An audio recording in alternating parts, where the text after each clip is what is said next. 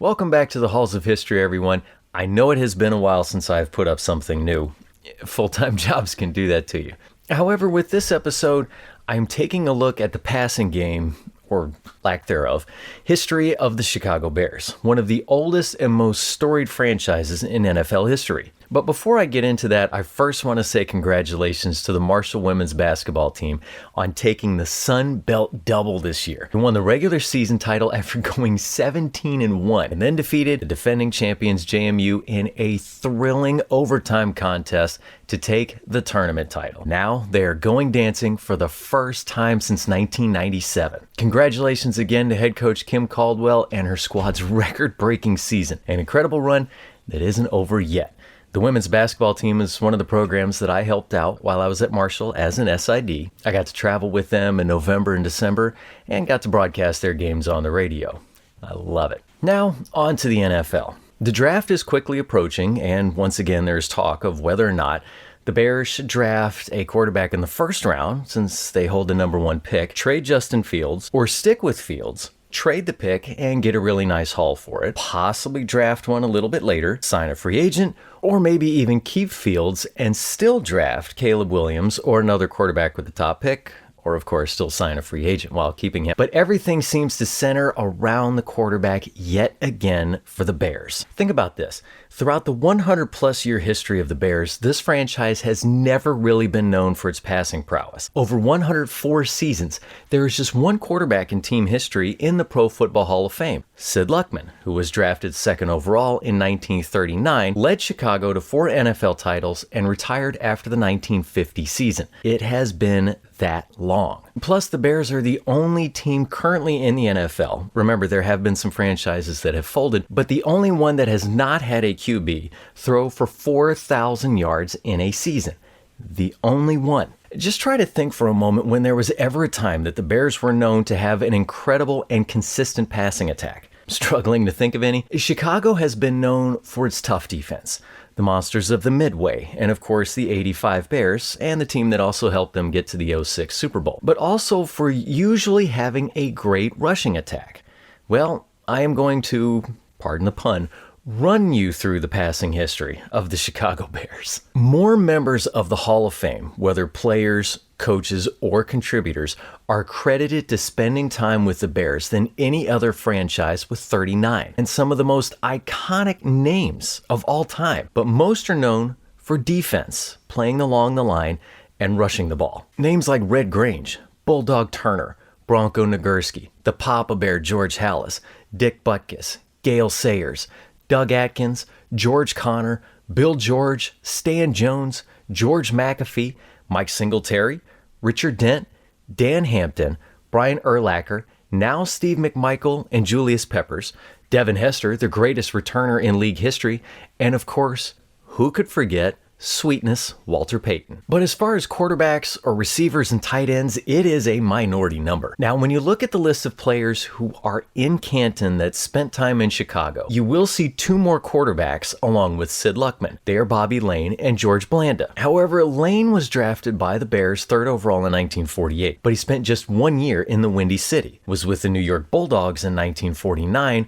before spending 9 years with the Detroit Lions, where he built his Hall of Fame resume. Blanda was under center for the Bears from 1949 through 1958 after being a 12th round pick. Now, his numbers in Chicago were not great. He did lead the league with completions and attempts in 1953 and topped the NFL in yards per game in 1954. But his Hall of Fame worthy QB numbers came in the next decade for the Houston Oilers, winning 2 AFL championships. And then, of course, his incredible longevity, turning himself into a kicker while still playing a little quarterback with the Raiders all the way to the age of 48 with his final year in 1975. As far as players who catch the ball, tight end Mike Ditka, who did have 1,000 yards as a rookie in 1961, the first tight end to hit the milestone. But again, that is pretty much it. Now, there was Bill Hewitt, who starred for Chicago from 1932 through 1936 before spending 4 years in Philadelphia. Hewitt was a 60-minute warrior, and while yes, he was known as one of the best offensive ends in the game at the time, he was better known for his play on defense. His reaction at the snap was so incredibly fast that Hewitt got the nickname the offside kid, because people couldn't believe that there was no way that his get-off was so fast without being offside. You could argue a little for Devin Hester, who did lead the team twice in receiving yards, but we all know that Hester is going in for his electrifying returns. His receiving stats alone would never make anyone think Canton, but it helped in addition with his exploits on special teams. Again, this is a franchise that has had some of the greatest to run the ball in league history, beginning with Red Grange, the Galloping Ghost, to Bronco, Sayers, and ultimately Sweetness. Chicago also featured the first ever player to rush for $1,000,000 in a season in Beatty Feathers in 1934. If you think about it, both Sayers and Payton were great in the passing game as well. Sayers could score from anywhere, and I believe that if he played anytime from probably the 1990s on, that he would have been a thousand player. When Payton retired, he was the league's all-time leader in career receptions by a running back with 492, not to mention also his rushing exploits. He now ranks 19th in that category, but that shows how the passing game has changed and the use of running backs as well. Now, going through all of that, again, just think of a time when the Bears had a dominant passing game. Before I take a look at some of the historical passing numbers, I'm going to give you a rundown of the leading passers throughout the years beginning in 1960. And I wonder how many of you remember some of these names. Ed Brown, Billy Wade, Rudy Bukic, Jack Concannon, Virgil Carter, Bobby Douglas, Gary Huff, Bob Avellini, Mike Phipps, Vince Evans, Jim McMahon, Mike Tomczak, Jim Harbaugh, Steve Walsh, Eric Kramer, Dave Craig, Shane Matthews, Cade McNown, Jim Miller, Cordell Stewart, Chad Hutchinson, Kyle Orton, Rex Grossman, Brian Griese, Jay Cutler, Matt Barkley, Mitchell Trubisky, and most recently, Justin Fields. Now, I took a deep dive into the passing game ranking for the Bears going all the way back to 1932. Chicago led the NFL in passing yards 7 times from 1939 through 1964. 4 of those came with Luckman leading the way, and he was still on the roster in 1949 when Johnny Lujack led the team. In 1954, Blanda was the leader, but with just over 1,900 yards. In 1964, Billy Wade and Rudy Bukic combined for just over 3,000 yards. The first time the Bears had a QB go over 3,000 passing individually was Wade in 1962 with 3,172. Almost 30 years went by before another Bears QB got over $3,000. Harbaugh in 1991 with 3,121. Chicago lost in the wild card round that year. Going back to the names that I rattled off, who do you think owns the single season record for passing yards in Bears history? An obvious choice would be Cutler. But no, Eric Kramer with 3,838 yards in 1995.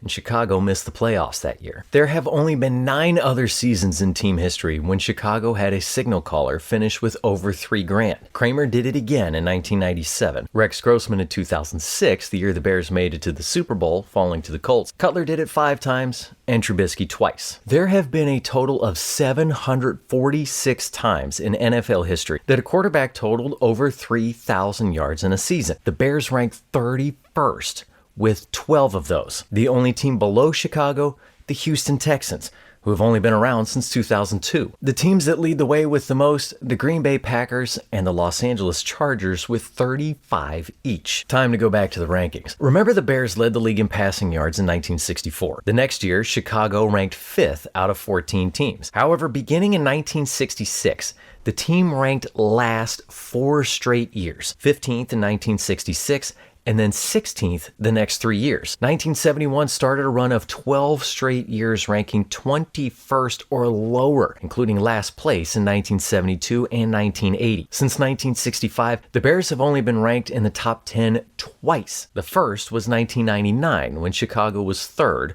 with 4,136, and then 5th place in 2013 with 4,281 yards. Now, I know you are thinking that I said that no Bears QB has ever thrown for over 4K. Well, that is still true. In '99, Chicago had 3 QBs, Shane Matthews, Cade McNown, and Jim Miller all threw for over 1,000, but Matthews was the leader with 1,645. The three together were able to reach third in the league, but couldn't reach the playoffs with a 6-10 record. 1999 was the year that Marcus Robinson went off with 1,400 yards receiving, and Bobby Ingram was next with 947 to lead the way for the team. In 2000, Chicago dropped back to 23rd. In 2013, Cutler played 11 games and recorded over 2,600 yards, and Josh McCown tallied over 1,800. The Bears finished 8-8. On the receiving end, Alshon Jeffrey topped the squad with 1,421, and Brandon Marshall had 1,295. In 2014, the Bears fell to 15th. Since the merger in 1970, Chicago has ranked in the top half of the league only 10 times, the last one coming in 2014 at 15th. Now, I know that many of you Bears fans are saying, hey, what about Jim McMahon as being the best QB in team history? And didn't he throw for 3,000? Well, unfortunately, we never really got the chance to find out if McMahon could have been the greatest for Chicago because he could never stay healthy enough. 1983, his second in the league, was when he played his most games in a season with just 14 and only made it to double-digit games played one more time while suiting up for the Bears, and that was 13 games in 1985. Now, that year also happened to be the time that he had his career high in passing yards with 2,392. He did put up a 46-15 record for Chicago, which is pretty incredible. That is a .754 winning percentage. So definitely a great argument for one of the best quarterbacks in team history, but unfortunately someone who will never be in Canton. Now, along with the QBs, let's also take a look at those who catch the ball, which is another part that Chicago has just not been known for. From 1960 on, the end of the two-way player, the only pass catcher in the Hall of Fame, who is not a running back, is tight end Mike Ditka. In the 104-year history of the NFL, a player has tallied 1,000 yards receiving 933 times. The leader, the Chargers, with 43. It has happened only 19 times for someone in a Bears jersey, which ranks 28th among NFL franchises. The only teams with fewer 1,000-yard receiving seasons, Jacksonville with 18, Cleveland at 17, Texans with 15, and finally the Ravens at 14. 13 different Chicago players have combined to do it with no one getting there 3 times. 6 players have done it twice. The repeaters? Harlan Hill in 1954 and 56, Curtis Conway in 1995 and 96, Marty Booker in 2001 and 02, Brandon Marshall in 2012 and 13, Alshon Jeffrey in 2013 and 14, and Allen Robinson in 2019 and 20. The most recent 1,000-yard receiver is DJ Moore, who was just the 4th player for Chicago to record over 1,300 yards, with the 4th highest total in team history. The only ones with more? Marshall, Jeffrey, and Marcus Robinson.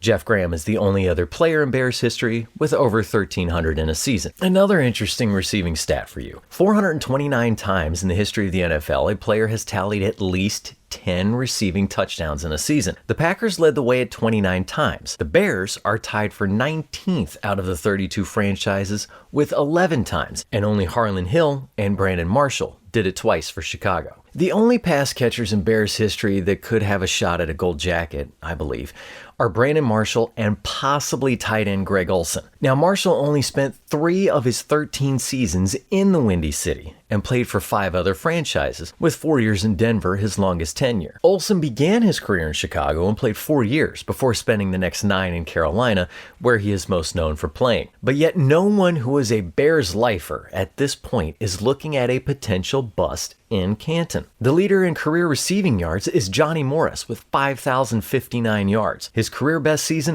1964, 93 catches for 1,200 yards and 10 scores, all league-leading totals, and the last time that Chicago led the NFL in passing yards. The franchise leader in receptions, Walter Payton. And second is another running back, Matt Forte. No receiver or tight end in Bears history has over 400 catches during their time in Chicago. Morris is the leader there with 356. Despite the fact that there haven't been that many dominant receivers playing for the Bears with visions of gold jackets, there have been some burners that have finished seasons with over 20 yards per catch. Players like Willie Gull, Ken Cavanaugh, George Farmer, Harlan Hill, Ray McClain, Dick Gordon, and Ricky Watts. Throughout all these years, with so many different coaches, general managers, scouts, and decision makers, how can there be such a lack of great quarterback play and even great receivers? But then again, the receivers may also be paying for the absence of great signal callers. Again, just think of those names that I ran through earlier of quarterbacks since 1960. It's just unbelievable that the Bears have not been able to find that one or two that could be longtime franchise leaders. Jim McMahon could have been one, but he just couldn't stay healthy. Cutler had all the arm talent, but just could not get over the top. The Bears only went to the playoffs once with Cutler as the starter. And yes, Grossman did get them to a Super Bowl, but again, not much else, unfortunately. Since 1960, a span of 64 seasons, there have been 59 different starting quarterbacks for the Chicago Bears. And now, depending on what Chicago does in the draft, there could be number 60 in week 1. Over the entire history of the Bears draft, Chicago has selected 11 quarterbacks in the first round. Sid Luckman was the first in 1939 at second overall. And 4 titles later, found himself in the Pro Football Hall of Fame. The other first-round QBs drafted by the Bears, Frankie Albert in 1942 at 10th overall. But Albert served in the Navy in World War II and then ended up with the 49ers in 1946. He never played for the Bears. Johnny Lujack in 1946, 4th overall. The Heisman Trophy winner from Notre Dame led the league in passing in 1949, but was gone from the NFL after 1951. Bobby Lane in 1948 at 3rd overall. The future Hall of Famer made his fame in Detroit. Bob Williams in 1951 at 2nd overall, lasted only until 1955 and didn't even throw for over 1,000 yards in his career. Jim McMahon in 1982 was next at 5th overall. He was a winner. Jim Harbaugh in 1987 at 26th overall, 35-30 record in Chicago over 7 years. Cade McNown in 1999, 12th overall, only played 2 years in the league and had a 3-12 record. Rex Grossman in 2003 at 22nd overall. Again, he did help lead the Bears to the Super Bowl, but an overall record of 19-12 in Chicago. Mitchell Trubisky in 2017 at 2nd overall. Got the Bears to the playoffs twice and even had an 11-3 record in 2018 with a Pro Bowl, but ultimately couldn't get over the hump. And finally, Justin Fields in 2021 at 11th overall. He has shown flashes of great ability, including running circles around defenders. But is he the answer for the Bears? Will Caleb Williams or potentially someone else be the 12th different QB taken in the first round and the 3rd in the last 8 years by the Bears? And whoever they pick, sign or stick with, will they be the first to throw for over 4,000 yards in a season and maybe solidify